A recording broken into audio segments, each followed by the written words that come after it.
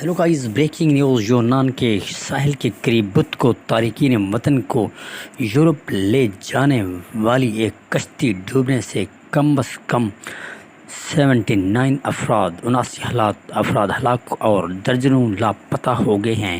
حکام کا کہنا ہے کہ یہ اس سال ہلاکت خیز واقعات میں سے ایک ہے۔ یونان کے کوسٹ گارڈ کی جانب سے جاری کردہ تصاویر میں دیکھا جا سکتا ہے کہ کشتی مسافروں سے کھچا کھچ بھری ہوئی تھی۔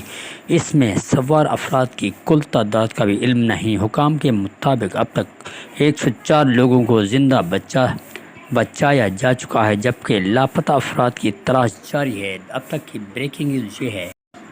یونان کے ساحل کے قریب بدھ کو تارکین وطن کو یورپ لے جانے والی ایک کشتی ڈوب گئی، جس میں 79 افراد کے ہلاکتوں کی تصدیق ہو چکی ہے۔ حکام کا کہنا ہے اس سال ہلاکت خیز واقعات میں سے یہ ایک بہت بڑا واقعہ۔ دوستو، ہمارے آپ چینل کو سبسکرائب کرو، بیل آئیکن پریس کرو۔